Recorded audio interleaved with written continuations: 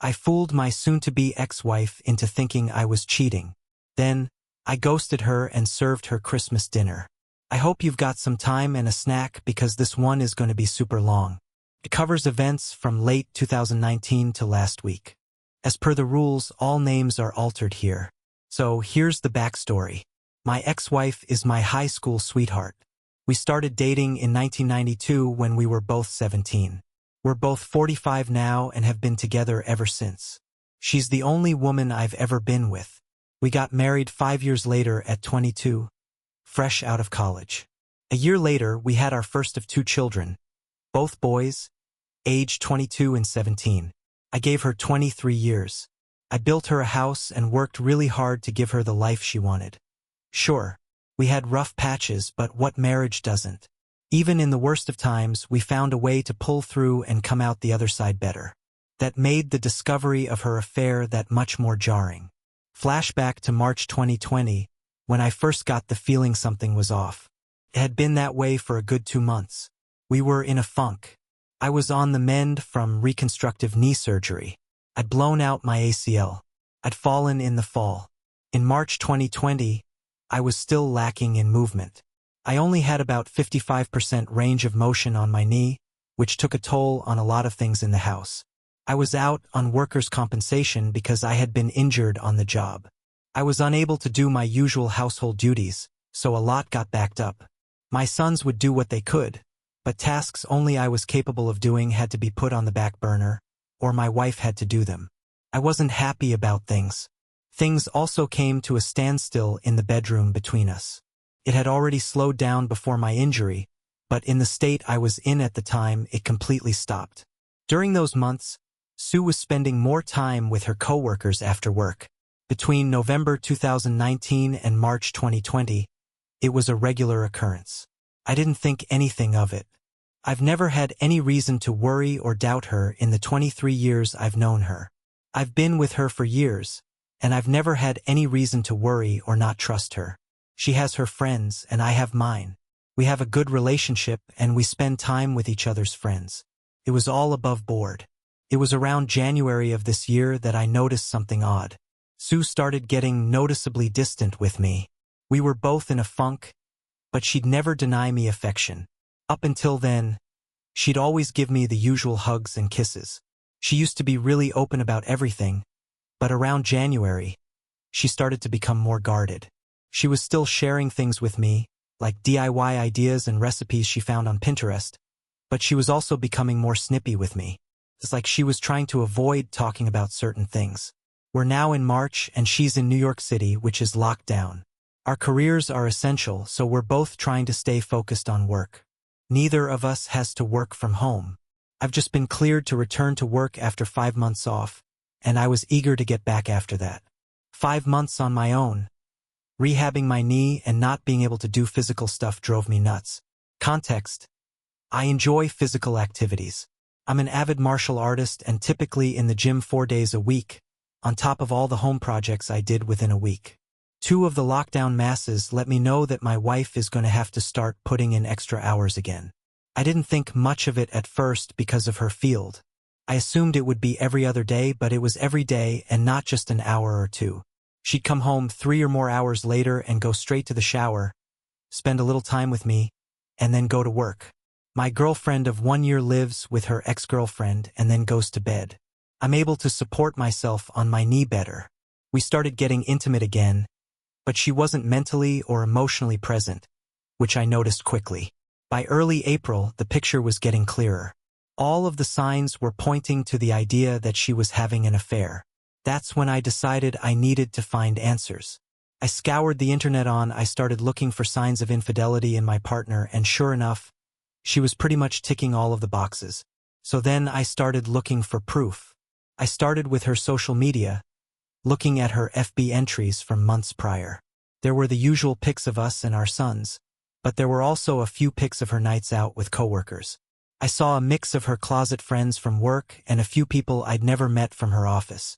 But in a lot of these pictures, there was one guy who stood out. He was always close to her, with his arm around her shoulder or his hand on her lower back. It seemed a bit too intimate for someone I'd never met. It made me feel a bit uncomfortable, to be honest. The worst part was that it turned out this guy is a friend of hers on FB. I was really curious, so I went to look up his account. I couldn't believe it when I found out I was blocked.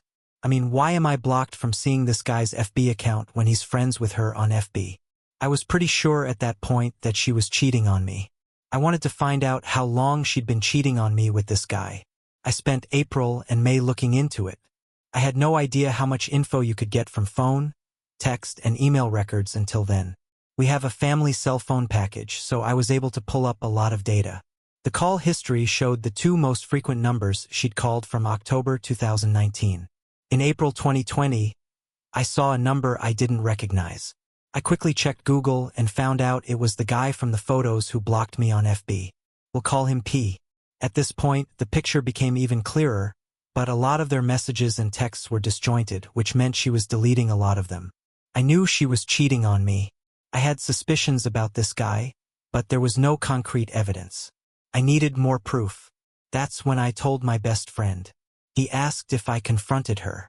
I said no because I felt like it wasn't enough. That's when he told me about an app that I could download to spy on her communications in real time. I won't say the name because I don't know the app's name. Rules on that here. I got it installed and set up my data plan. I waited a few days and finally saw it. A text string between the two of them talking about how much fun they'd had the previous night and making plans to do it again that weekend. I was completely devastated. I guess that moment counts as my D-Day. For the next 2 days, I was just broken. I distanced myself from her. In the days immediately following D-Day, she was noticeably shaken. She tried to console me and ask what was wrong, but I brushed it off and left her presence. I couldn't even look at her. This woman, who I'd given 23 years of my life to and had given everything I could and more to as a husband, had stepped outside of our marriage for a guy just 5 years older than our eldest son. By the third day, I wasn't even sad anymore. I was angry. I contacted Oz to let him know my suspicion was confirmed. He asked if I'd confronted her yet.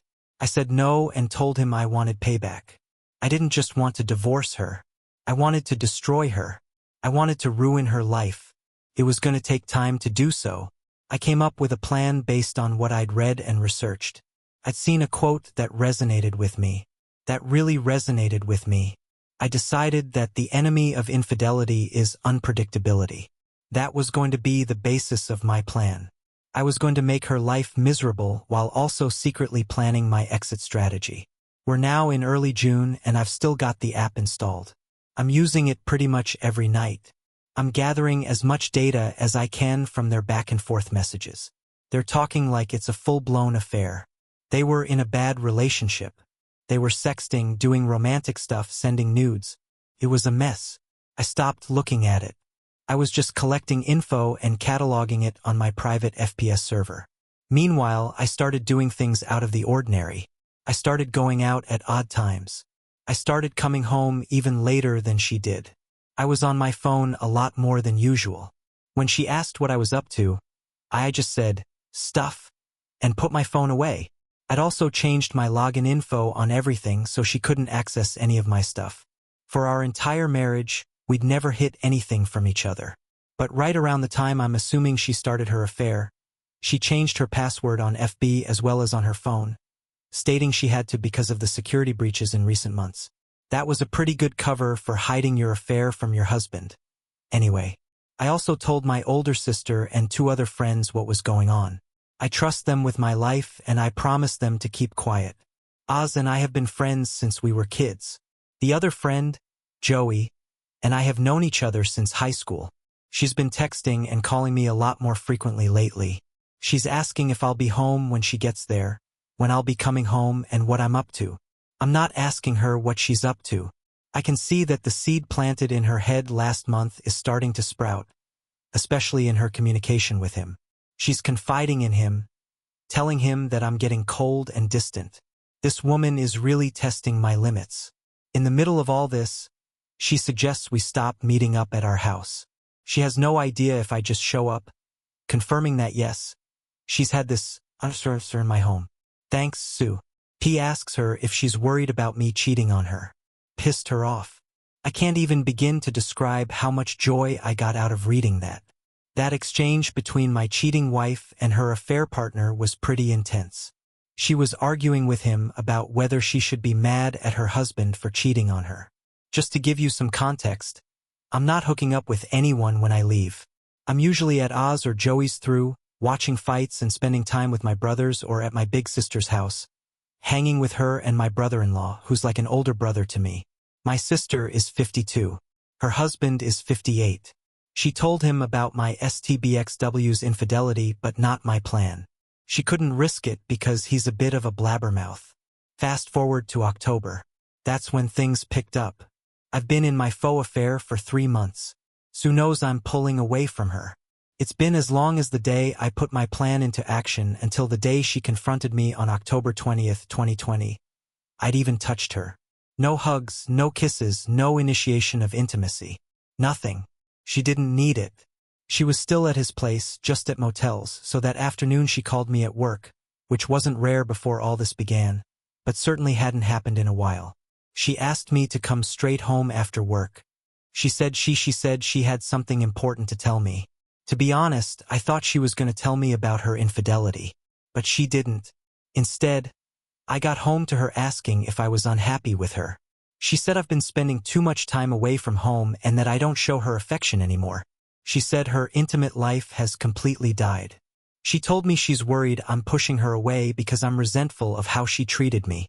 I was pushing her away because I was resentful of how she treated me during the months I was rehabbing my knee. Then she said she thought I was cheating on her. I fell out on the floor laughing hysterically. When I say hysterically, I mean like the Joker laughing. It looked like to her like I was laughing off the notion of being unfaithful, but it was actually me laughing at the sheer irony. I was laughing so hard I was crying and pounding on the floor for about 2 minutes before I could answer. I sat up and looked her in the eyes for the first time in months, shaking my head, but I didn't give her an answer. I stood up, brushed myself off, kissed the top of her head, and went to settle in for the night. That night, I was in my office when I decided to.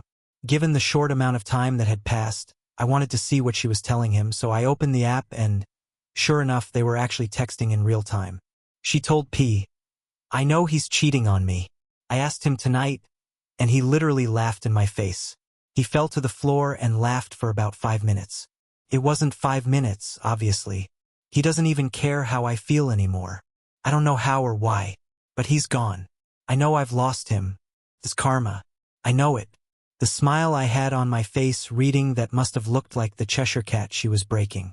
She was trying to console me, saying that if I cared enough for her, she wouldn't have come to him to get what I wasn't giving her. But the tone of her responses told me she was having doubts. Now she had the nerve to step out of our marriage because I couldn't fulfill my role as a husband due to a legitimate injury, and I kept the affair going for nearly a year. But the idea of her losing me to another woman was enough to make her waver. What a weakling. During all of this, I was also executing the second part of my plan for payback, getting all of my affairs in order financially. In September, I had met with a family attorney to get the ball rolling on divorce papers. I had a mountain of evidence by that point. New York is an at-fault state as far as divorce, and the overwhelming amount of proof I'd gathered showing Sue's infidelity pretty much solidified that I could nail her to the wall in a divorce case.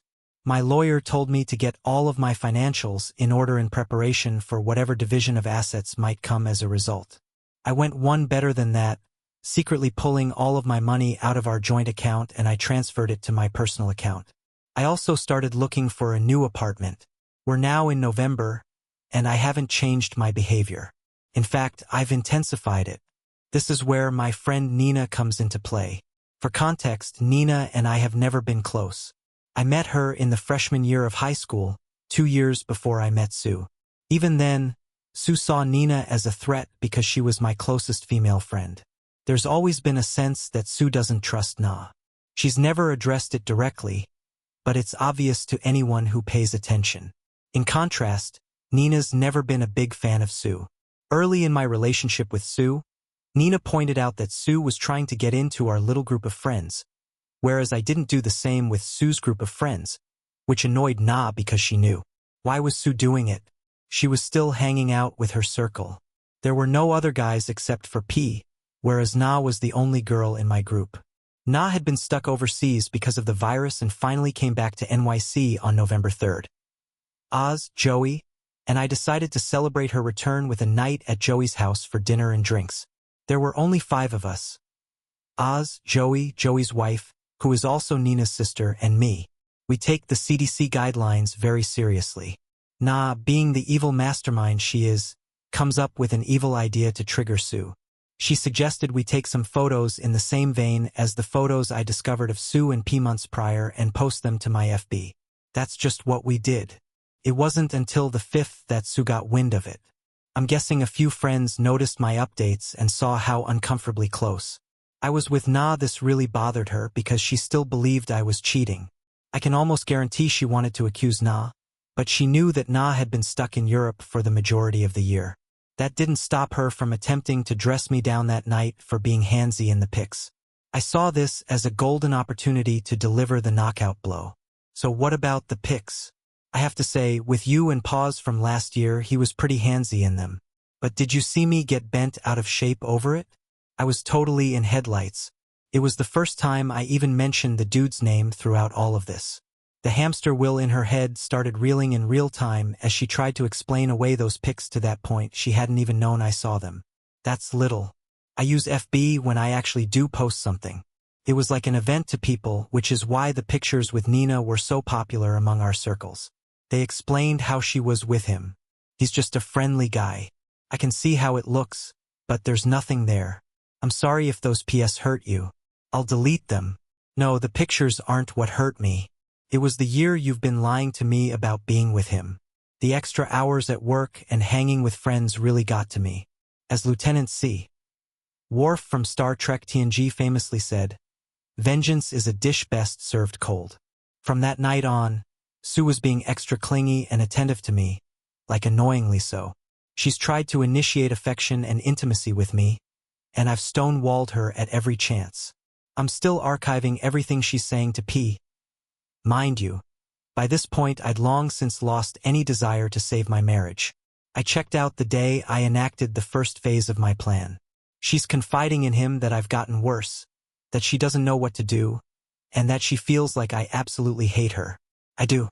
Then comes the bombshell. She says she can't see him anymore. The guilt is too much for her, and she feels like karma is suffocating. She says that she loves P deeply, but she's still in love with me, and she has to save her marriage before she loses me. You're about 8 months too late for that. P says he doesn't love her the way I love her, and she's making a mistake. She can't just throw me away like this. That text chain would be the last. They had until about 3 weeks ago, throughout the remainder of November and December. Sue is in limbo. She's trying to figure out where my head is at and is still unable to tell if I'm actually being unfaithful. Meanwhile, P is texting her all the time, but she's not responding to him. I'd see her checking her phone often, but she'd quickly put it away. Phase 2 of the plan was now officially complete. The divorce papers were done. I'd found a studio apartment in Co-op City, New York. I'm sure New Yorkers will know the area, and I signed a 2-year lease on it. All of my money was in my personal account. I was ready to throw my haymaker, so we're now at Thanksgiving. My oldest and his girlfriend were hosting a small gathering of our immediate families. She's an only child, and I'm sure you know the rest. We had a great night. My oldest girlfriend Sue's studying to be a chef, so she did all the cooking herself. Let me tell you, she can't cook to save her life. I had to keep up appearances, so I initiated affection with her several times that evening. Kisses on the cheek, cute little hugs, and wrapping my arms around her shoulders from behind. She noticed the gestures as she reacted to them. This was the first time I'd touched this woman since I kissed the top of her head. Of her head the night she confronted me in October, so just about 2 months ago. I have to be honest, I felt a bit repulsed doing it, but I had to. I couldn't risk the plan and being distant from her in the face of my boys, my oldest girlfriend, and her parents. My youngest decides he wants to stay over with his big brother for the night, so Sue and I head home. On the drive back, she thanks me for being so good to her and says I don't know what you're going through, but I'm here for you. I had to hold off from laughing again and respond, saying I know. I just need time. For the first time since springtime, I figured that what I'm about to do may as well get some action before I delete her from my life. I won't go into detail, but it wasn't love when I was finished. She was a lump of flesh lying there, trying to figure out which way the truck had gone that ran her over. There was no cuddling or anything after I just got up, showered, and gone to sleep in my office, which she found confusing. I'd used a condom for the first time in 2 decades. She was definitely perplexed by it, but she didn't ask questions. I wasn't going raw with her, knowing that she'd been doing so with P for months at that point. I woke up. The next day, I checked my spy app and saw that she'd responded to a message from a guy I'd been monitoring. He said he loved her and that she was wasting her time trying to rekindle a flame that had died. He also said she'd been in a relationship with me for 23 years and deserved to experience the love and affection of a man who would cherish her. This guy is 27 years old, 5 years older than me. Our oldest son, who is 45 years old and married with 2 children, has just informed his mother, who is of a high quality, that he has decided to end our marriage and destroy the home we have built together. He has a soft side, but he is also pretty boy.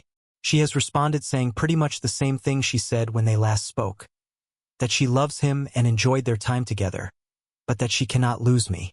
I am still the love of her life, but she will always have he still has a place in her heart, and they can be friends if he wants, but the physical relationship is over. He asked her to see him one last time that week, and she said yes. One more for the road. Who am I to say anything? That's what I did to her the previous night. I added all of that to the archive I'd compiled. December 4th is when Phase 3, the final phase of Operation Shinobi Ghost, started. I had the divorce papers in hand. I'd set up my new place, so I started moving my stuff out of the house. First, though, I had to break the news to my boys. I called my oldest to the house that Friday night. I had them join me in my office, and I laid everything on the table. I didn't go into specifics, but I told them that their mother had been cheating on me for over a year, and that I was going to be filing for divorce soon. My 17-year-old was especially shaken up by this. He'd recently experienced his first taste of infidelity. His first girlfriend had cheated on him just 4 months prior. Seeing his heart broken a second time at the idea that his own mother was capable of doing this hit him hard. My oldest took it a lot better and suggested taking his brother in to live with him. Until this blows over, I agreed. We packed up some of his stuff, and he asked if I'd be okay. I told him yes, I'd be okay. I promise you'll be okay, and so will I. We'll get through this together. The hardest part was over, and it was time to prepare for the next phase. Over the next few weeks, Uz helped me move some of my most sensitive items out of the house. I gave him a list of everything I wanted him to grab while Sue and I were at work. I also left him the spare key. This was all stuff Sue wouldn't notice. If you didn't tell her it was gone, it would be missing. I also got a new phone number and told everyone who needed to know. I told Oz, Joey, and my mother. My new contact info is out there. Meanwhile, I'm keeping up the ruse with Sue. I'm trickling bits and pieces of affection to her just to keep her off the trail. She's still in contact with PA, but not to the extent that they've been prior. It's still an emotional thing for me. The fog is faint, but it's still there. I'm gathering everything, and I mean everything. Every bit of data I've archived since I started the plan. Call logs, texts, pictures, emails, and so on. I'm making printouts. I must have spent over $1,500 on staple supplies, printer ink, paper, binders, and so on. I cataloged everything in order from the beginning of the affair until that last bit 2 weeks ago, December 16th. In the binders, I have 14 of them. I then put each one in a box and gift wrapped them, addressing them to various people. My mother, my father, who passed 7 years ago, her parents, her 2 sisters, her brother, her HR department. I should mention that P works for the same company. There's an expressed rule against intercompany relationships because of the nature of what she does. Several of her friends and P's parents lugged all of those to the post office, and I shipped them all out on December 16th, with an estimated delivery date of December 22nd to 24th. Everything went well, so we're now at Christmas Eve. Sue comes home around the usual time, but I'm not sure if she'd seen POS. I stopped tracking her on the app on the 18th, as I'd gotten all the mileage I needed from it. As usual, she showers, hangs out with me a bit, and then I take her back out to the living room couch. I know I'm a gashead, but I'm not sure what else I can do. And she retires for the night. The final act was upon me at long last. The nuke I'd been preparing since June was finally about to launch in the middle of the night. I woke up and wrapped up one of the 3 remaining binders with the divorce papers taped to the inside cover and set it on my side of the bed with a note that said Merry Christmas on it next to it. I left my old phone and the business card of my lawyer. I packed up the remainder of I left my home, where I'd spent 23 years, for the last time. My friends and I have been completely off the grid since then.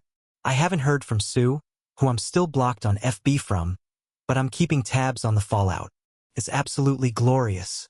My packages have reached everyone I sent them to, and Sue is getting crucified. Her youngest sister has completely dressed her. Both of her parents have condemned her. My mom absolutely destroyed her. I know my mom has a mean streak, but the things she called Sue are unbelievable. Sue has been frantically trying to find out if anyone knows where I am, but those that do aren't saying a word. There are a lot of comments on her FB feed. She's desperately trying to reach me because I'm guessing she knows I'm likely looking, but I'm not saying anything. I'm not going to tell her that without my lawyer present. If I ever share oxygen with her again, it'll be the next time. She can't spin the narrative to paint me as the bad guy because I've exposed her to everyone who matters to her. A mutual friend who works in the same company as her says that she and POS are being put on administrative leave as of tomorrow. So, she'll probably be going into 2021 unemployed. I've already turned one over to my lawyer as evidence for my impending divorce. I've put the last one in my storage unit to be burned in Joey's fire pit when the divorce is final. Do I feel guilty about this? Not even a little. I gave this woman everything she wanted. A home, a family, and a life I felt we both deserved. I loved her unconditionally. I made a mistake. I never strayed from my vows. I never even considered breaking them when an issue came up that I felt was affecting our marriage. I came to her and told her, and we sorted it out as best we could. She chose to find comfort in another man's bed rather than come to me and say she was unhappy with her intimate life at the time. She decided to step out with a young punk who gave her the tingles. So I have no sympathy. I don't care what she does or what I did. I'm not losing much. My house, my car, and maybe a couple $100 a month in alimony. But the divorce is filed under the statute of adultery in NYS, so I'm at fault. I've provided a lot of evidence, so I don't think she'll get anything. She's dead to me. I'm never looking back. Edit. NYS is in certain cases, a divorce can be filed as at fault, which is what my lawyer has told me applies to my case. I'm meeting with my soon-to-be ex-wife and her lawyer tomorrow. I'll probably just update here. I'll explain how I fooled my cheating soon-to-be ex-wife into thinking I was cheating. Then, I ghosted her and served her on Christmas Day. Christmas Day was the first full day I spent in my new apartment. I'm still working on the apartment. I have more stuff I want to get, but overall, I've made some progress on my home since I'm going to be here for at least 2 years. My boys and the eldest GF came over and spent a good portion of the day with me. The GF brought over treats she'd made and also whipped up a really nice meal. I got to sit and talk with my sons in a way I hadn't. It had been a really long time since I'd had a chance to catch up with my family, so it was nice to have them over. My big sister also came over with more goodies and hung out with us. It had been the first time she'd seen her nephews in nearly a year, so it was great to have them all together. I think I would have just drunk myself into a stupor if I'd had them around by myself. Everyone cleared out around 8-ish, and I decided I wanted to go hang out with Joey and his wife. Claudia hung out with him for a couple of hours, had a couple of drinks, and then went back home. The next big development happened last week, on December 29th, 2020, around midday. I got a text from Nina asking if I was busy that night. I wasn't, so we agreed to meet up after I got off of work. She showed up, and we went to a diner not far from where I work here in NYC. We were doing indoor dining is at 25% capacity thanks to the Rona, but there's no trouble getting seats because many of us are dining out less these days. Once we're seated, she pretty much lays all her cards on the table. I knew this was coming. She basically confessed that she's like me since we were teenagers but never got the chance to tell me. Sue came to the rescue and saved me from further embarrassment. For context, I've known Sue for less than 2 years. As I mentioned, she's been a key member of my social circle along with Oz and Joey. We were the outcasts in high school, the raver kids who didn't fit into any of the other cliques back then. Sue had a weight problem and was diabetic. She was the heavyset goth chick she was super cool, but no guy would ever give her a second glance. We always had great chemistry. She's a personal trainer and yoga instructor. She was the ugly duckling who grew into a beautiful swan. Long story short, we decided that upon the finalization of my divorce, we are going to start seeing each other. I missed her that night, so I took her back to my new place, and we had a great time. I'm not ashamed of sleeping with her. In fact, I'm proud of it. Nina has been a better friend to me than Sue ever was.